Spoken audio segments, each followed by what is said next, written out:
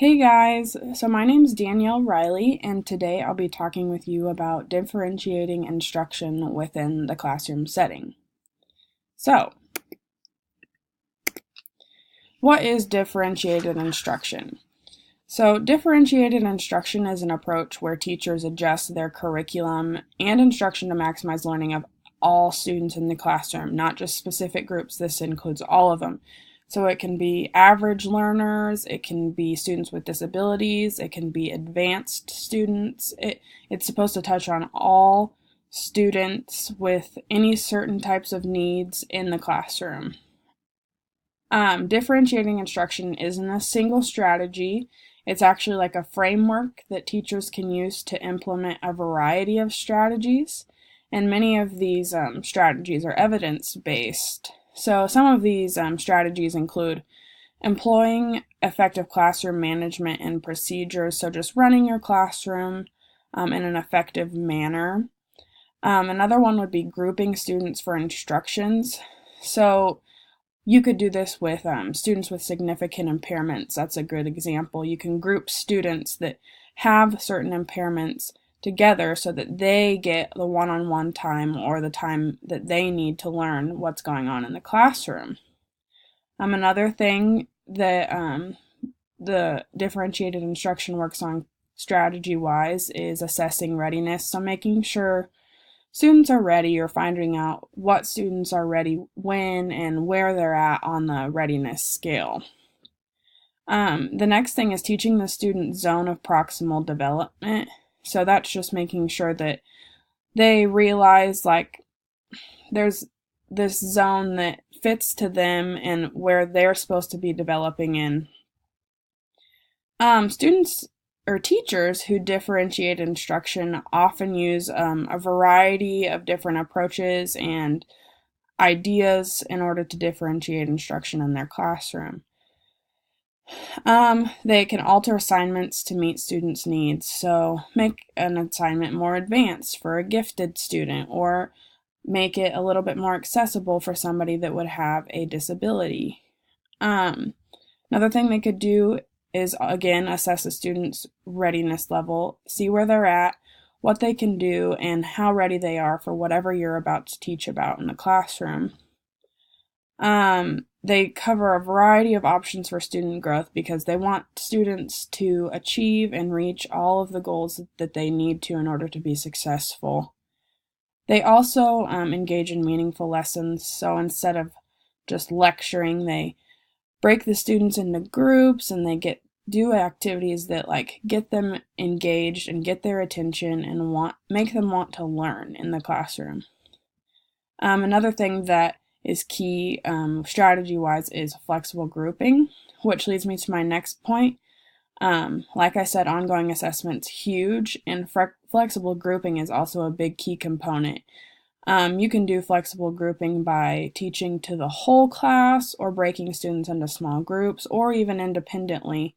It's good to switch things up so that each student can learn and do their best at their maximum potential. Differentiated instruction should be shaped to fit students' needs. This can be kind of challenging across different content areas and within the certain content areas just because it takes a little bit to implement the differentiated instruction idea. And it's going to take a while. It can take more than it'll be a long process. It'll take more than just one school year. Just make sure with differentiated instruction that frequent assessment is always going on. Students' needs are shifting all of the time, so you should assess before, during, and after lessons. It's really key to do things like that.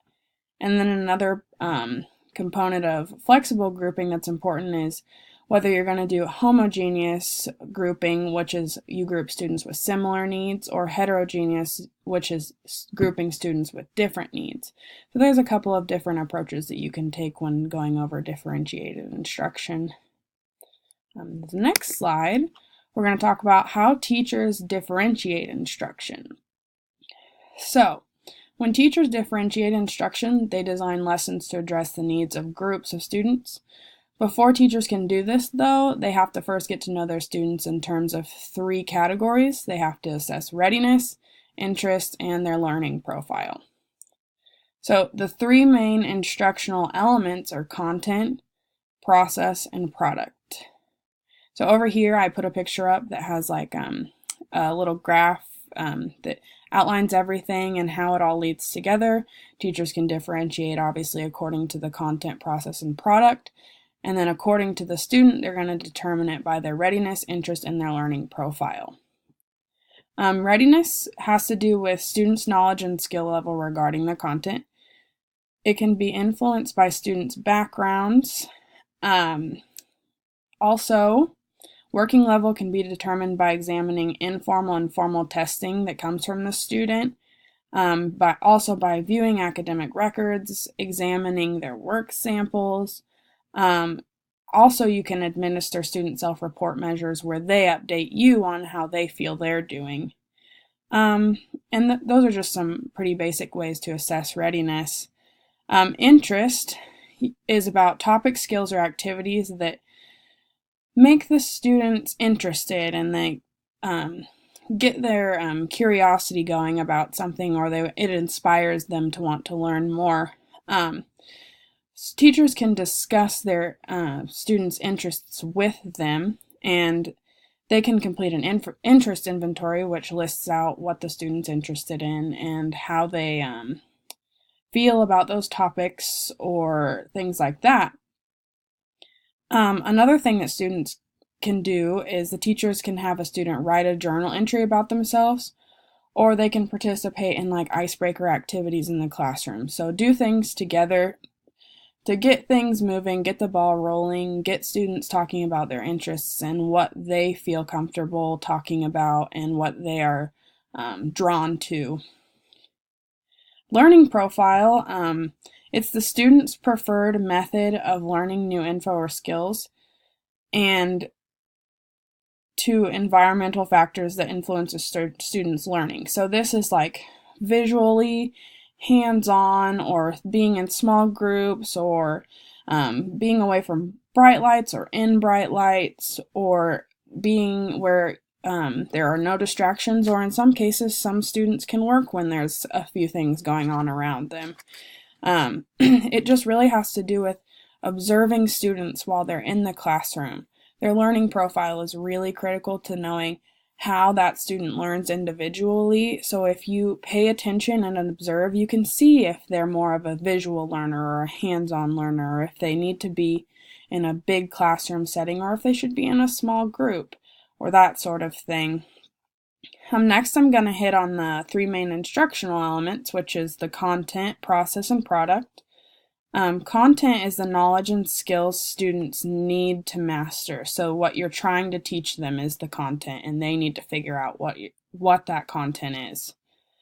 There are a couple strategies used to differentiate content. You can do a tiered content, you can change up your presentation styles, there's the scaffolding method, or you can do the compacting method also.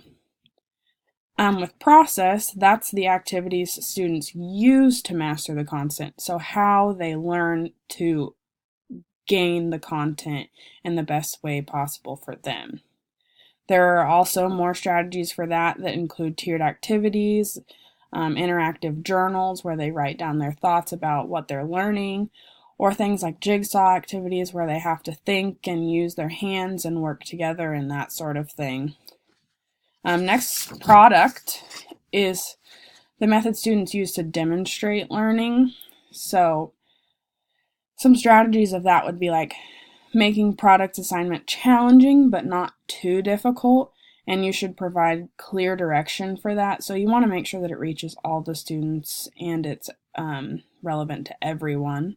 You don't want to make it too hard. Some ideas for this would be to do tic-tac-toe or that sort of thing. Also, teachers can evaluate and grade their students' performance. You should document your students' processes using like a rubric or a portfolio, or you can have the students do self-assessments too.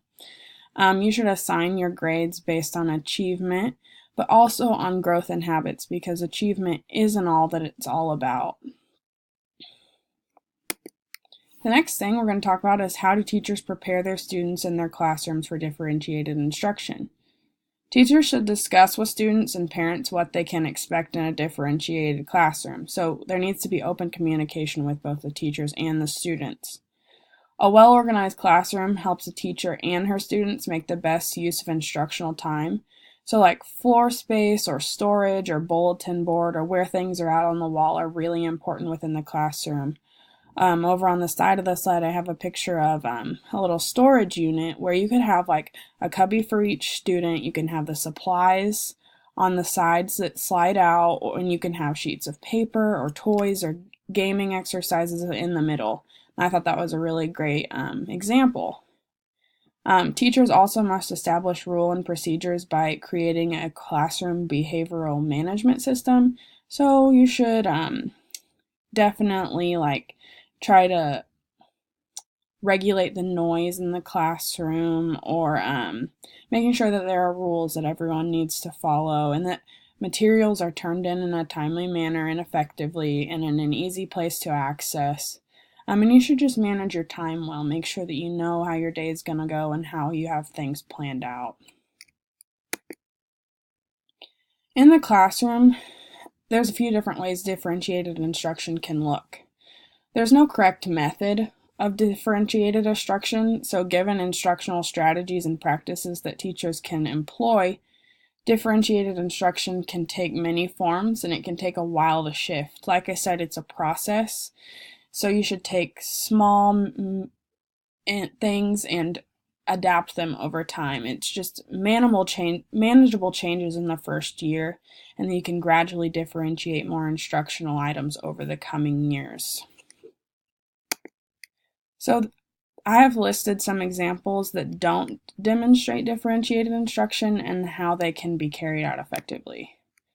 So delivering instruction primarily by lecture is probably not the best option if you've got some students that need attention, whether they're gifted, they have disabilities, or they're just a little behind. Instead of lecturing, you can split students into small groups and deliver the content in that way, like stations or centers. Some students are going to progress differently than others, so make the lessons easier for students to understand and grasp if they need that kind of catering for them. You should use topics to get students interested. Also, the content, product, and process method will help break things down and get students interested and engaged in your lessons that you're creating. So yeah, don't just lecture. You need to really break it down for students and do it so that they can understand the content and work well at their pace. Next, we probably don't need to group students at the beginning of the year based on previous test scores. I think that outside of even differentiated instruction views, we could probably all agree that that's not the best way. Rather than grouping students based on their test scores, you can group them based on their needs. So some students with disabilities can work together, and then you have these students that are all in some ways similar, working together and learning the best ways that they can, or advanced students working on some more difficult projects or assignments so that they can learn. Again, flexible grouping is really great for this idea. And the homogeneous and heterogeneous ideas are good for this based on their similar or different needs. Test scores are not a good representation of how students learn and at what pace they learn it, so flexible groups that fit the needs of each student is way more accommodating than grouping them by just their test scores. So, that's all I have for you guys. I hope you understand what differentiated instruction is, and I hope you have a great day.